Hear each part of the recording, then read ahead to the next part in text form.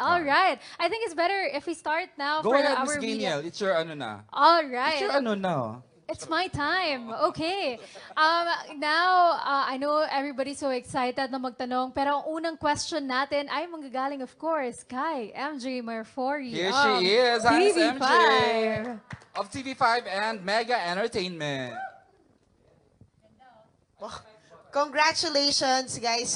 Actually, after no first episode, sobrang daming tanong, pero baka ma-spoil. Pero I just want to congratulate, of course, everybody, Direct. Grabe, from senior high to this is just fantastic. And first episode, ang dami ng gustong malaman ng mga tao. Pero syempre, doon tayo sa, of course, sa bagong kay Dimples, yung first question natin.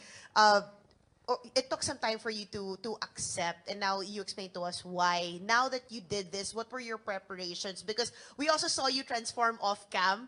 Medyo nakikita namin, parang talagang nag-characterization, nag-immersion ka. Can you tell us? Can you share with us?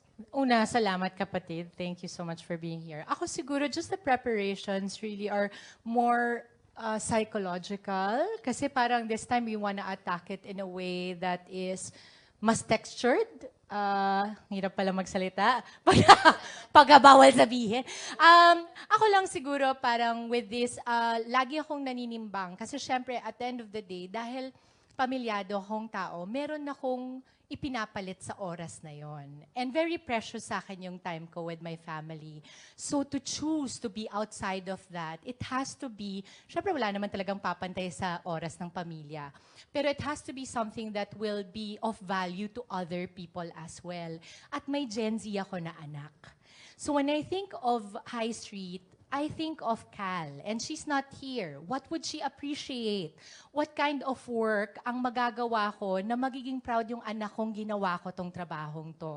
Nandun na ako. So yung sa akin, the preparation is really more, una, mawawala ako sa bahay namin. Kasi nag-good morning kapatid pa rin ako. And thankfully, with my Dreamscape family, they allow me to shoot, to do the shows first before I shoot for them.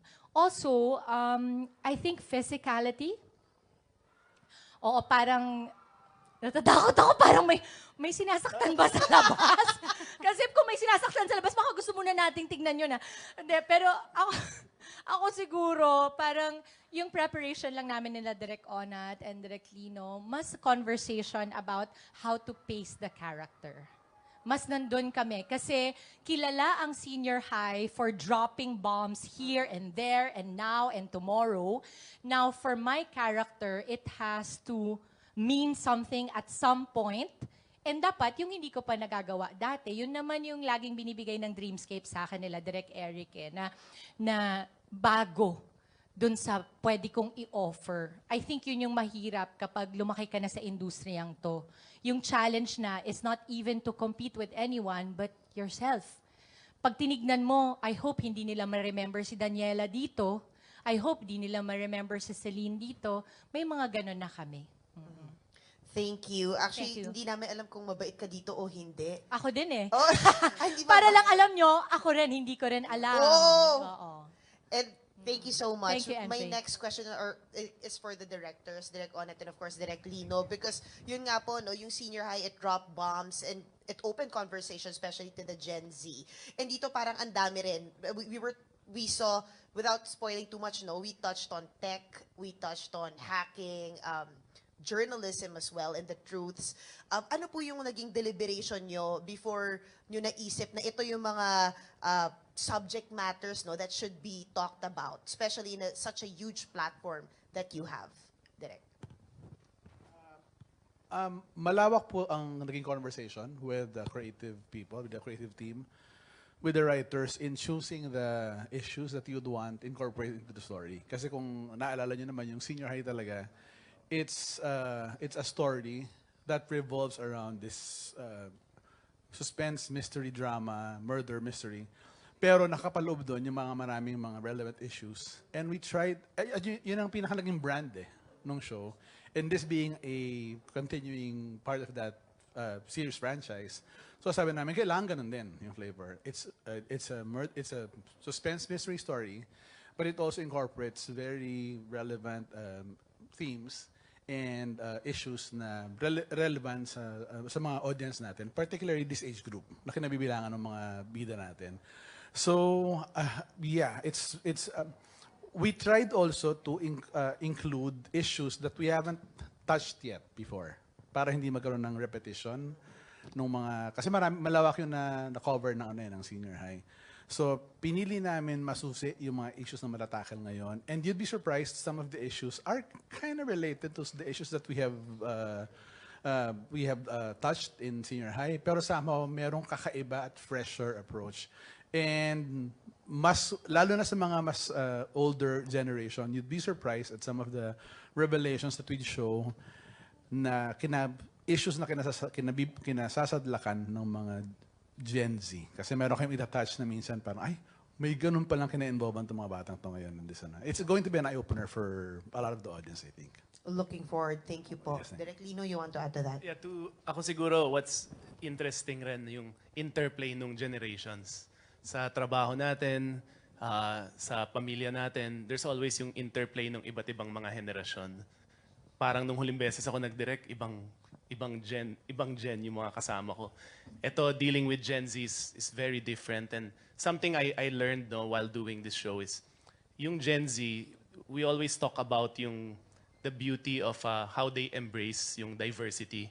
That's something our generation admires from you guys. Yung tolerance nyo, how you embrace diversity in each other. But I think something na natutunan ko naman sa show, di ba? Yung beauty naman of the collective. Na Gen Z is so interesting individually, but also together. Wag natin i-underestimate yung generation na to. Because they will do great things. And I think this show is something that will show na pag magkakasama sila, when they work together, they can possibly overcome evil things. Yun. Miss Daniel kasi tinweet ba to ni Direk Lino na new show? Kasi he came in na medyo buo yung, Yes. di ba, with Direk Onat Diaz na senior high. Did you treat this as a new show or parang nag-adjust ka rin, Direk Lino? Yeah, siya, parang I came in 2 weeks before. Buo na ang script. Okay. Buo na ang cast. So parang apprentice ako ni Direk Onat dito. I'm learning about the show. I'm learning about the characters when I talk to all of the individuals. And ako yun yung beauty ng paggawa ng show. The things you learn while doing it and the things that you discover. So may mga eksena kami dito na after it's done, you discover something new. And I think that's beautiful. That's the beautiful thing about what we do. Kasi after 5 years naman, Direk, so altogether parang new show na rin talaga, di Yes. ba? New characters. Right. Alright. Uy, pero rin easy. Go ahead, Direk O. Si Direk Lino has also made so much contribution to the creation of this new show. Kasi ang dami niyang mga fresh inputs that he has included in the show. Kasi nga, bilang siya yung fresh eye. Kaming lahat, kaming sobrang immersed na nakalubog na hanggang dito from the previous story. It's so refreshing to have someone with a fresh eye like Direk okay. Lino. Kasi ang dami niyang biglang binabato na, oo nga, ano. Dahil hindi natin naisip lahat yun kasi sobra tayong nakalubog lahat at sobra tayong single-minded dun sa approach natin. But when he brings out some of the, merong, oo nga naman. Bravo ka dun, Direk Lino. In Yes, fairness na. yes. Woo! Thank Tas you lagi- for lagi- sharing, Direk Onat and Lagi Direk din Lino. po may pa-ice cream si Direk Lino sa Tsaka pa kape, pagkain. Nasaan ba tayo ngayon? Sa Bonifacio High Street. Yun ang masarap, He no? was once a mayor here. Saka maganda talaga Just yung kidding. maganda talaga yung makikita na natin talagang very close naman talaga yung buong production. Pero ang pagproduce hindi bago kay Direk Lino. Ha? Yes. He has been producing, siyang producer ng Bagman, ng bagong Bagman na mag-showing soon. Yes. Tapos, pagiging director lang ang gustong balikan ni Direk Lino ngayon. Di ba? Miss, Rain Entertainment. He heads Rain Entertainment. Yes. Okay. Okay, congratulations go, Miss again Daniel. to our directors and the cast. Pero, of course, may next question naman tayo. This question is coming from Janrel Sidro ng Kapamilya Universe. Janrel, where are you? Babasahin ba niya or are you gonna read it na lang? Read it Basahin ko na lang for Go you. ahead. All right. This question is for Andrea Brillantes. Kung yung senior high, it mostly talked about how money and connections work, anong relevant issue naman kaya i-discuss dito sa High Street? Actually, same lang din. Kasi lagi natin iniisip na after 5 years, parang ang dami na pwede magbago and pwede naman po madami magbago pero sometimes reality kicks in and hindi ganun kadali magbago ng mga bagay-bagay. I think ang sa role po ni Sky, ang pagiging relevant niya at kung bakit ako minsan nakaka-relate sa kanya is ang dami expectations, especially after college. Parang mag-expect ka na eto na, magsa-start na yung life ko, pwede na akong makakakuha ng promotion, makaka-move out na ako sa parents ko. Pero reality kicks in nga and hindi siya ganun kadali. Ang trauma, akala natin 5 years is enough.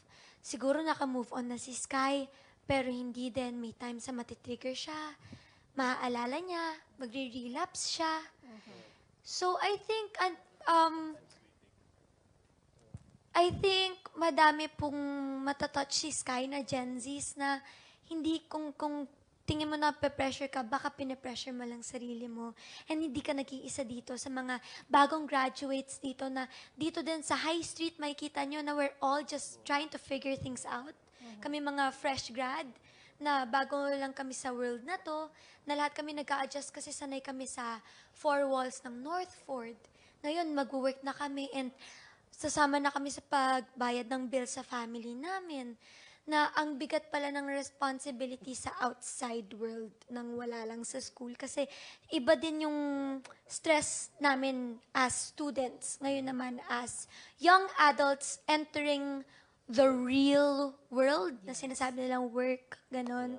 So I think isa yun sa mga sana may tulong ni Sky na alam yun, chill lang, huwag niyo masyado i-pressure sarili ninyo. Actually, parang, di ba lately question yung kailangan bang responsibilidad ba ng batang tumulong sa magulang right after makapagtapos siya.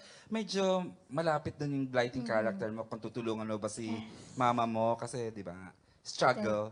Tama. Di ba, parang ganun, di ba? Yun din yun ngayon direct, yung tama bang tumulong pa din ang anak sa magulang even after umalis na siya ng bahay o nag-graduate na siya, parang ganon. Yes, so ganun nga yung dating niya. And also, I think, sobrang sobrang tapang din ng project na to because it talks about a lot of, social issues na hindi naman, minsan tabu na sa ating mga Pinoy, no? At saka yung struggle niya as a journalist na parang, di ba, Yes. parang hindi mo alam kung si Romnick ba ay may agenda, di ba? And hindi lang po, meron din dito yung, of course, yung kay Roxy, yung teenage pregnancy, na kung gaano kahirap din pag maging single mom, tapos nag-start ka pa na parang teenager ka, and mag-isa ka lang, wala yung partner mo, pero di din natin alam yung partner mo, meron din pinagdadaanan. Lahat po kami dito may kanya-kanyang baggage. So, and tulad lang ng senior high, na sinabi ko, abangan niyo po yung bawat plot ng bawat character dito kasi interesting po yung plots ng characters dito. Hintayin niyo pa yung kila Tommy, kila Kenji, kila Sanya. Kasi katulad lang siya ng senior high, pero parang different font lang. Meron kayong mga dapat abangan sa bawat characters na ayoko pa kasi i-spoil, pero alam kong relevant siya sa issues na nagsistruggle ng mga Gen Zs right now para lang mabuksan namin yung mata ng former generations and ng social media, ng viewers natin na hindi pa masyado aware sa mga relevant issues sa pinagdadaanan ng mga Gen Zs. Did you deliberately direct with your creatives, deliberately identify socially related issues? Dahil doon ka naman nagsimula. Yes, we did. Pero may mga iba ding issues na nagka-crop up as a direct result, because of the characters' journeys themselves. May mga iba hindi siya nakadesign. Kumbaga hindi naman siya pilitan na issues. May mga ganon. Pero may mga iba na tumatakbo yung kwento ng mga characters. At pag tumatakbo, oo nga, hindi, unwittingly, we're dealing with something na hindi namin pinlano. Tapos biglang, magandang ibuka to. Kasi this talks about something that's really important na hindi natin napag-usapan pa previously. Congrats sa team ni Miss Ai Tamayo, kay Yes, Brondia, Oh, yes, yes, yes. Rich Rebuka, and Janjo True, Tuazon. true. Yes, congratulations. And of course, moving forward, we also have a question. Galing pa rin to kay Janrel Cidro ng Kapamilya Universe. The question is for Harvey Bautista. Since you're one of the new cast members, may similarity ba si Wesley sa Harvey in real life? Siguro, Wesley kasi ano siya, madiskarte siya. Yun yung I think na itutulong niya sa team ni Sky and Nikki is that nakakahanap siya ng paraan para matapos yung story. And I feel like determined siya. Determined siya. And I think yun yung similarities Hanggang doon na lang. dalawa. Sorry. Baka may iba pa, Yun, no? determined po kami dalawa. Yun na lang. Kakaiba rin si Harvey, no? Grabe din yung mga nakukuha mong roles, Harvey, no? Parang puro serious. Kanina rin doon, parang tahimik ka nga doon sa first 2 episodes, pero malaki na yung impact, Nasa no? abangan na rin naman siya. Nakikita mo Yes. lang parang ano kayong tatakboy ng character ni Harvey. Pero alam kong malala yung tatakboy ng character At niya. for sure, ibang camera ulit ang makikita natin. I'm sure. Just lahat. All right, of course. We have another question. This is coming from... Tama. Galing to kay Kuya So, Alan Sancon. Andito siya. Alan, Yeah, I you might think wanna he's gonna ask a personally ask the question. All right. Pakigamit yung mic sa kaliwa mo. Charot, hindi yan Ilaw mic. Ilaw yan. Tito EJ, benta yun. Benta talaga. Sorry. Yeah, yung first question ko for Dimples. Kasi parang ano, 'di ba? Alam naman nating high rating tong senior high and then Opo. pumasok ka. Is there any pressure on your part being a part nitong panigurado magiging high rating series?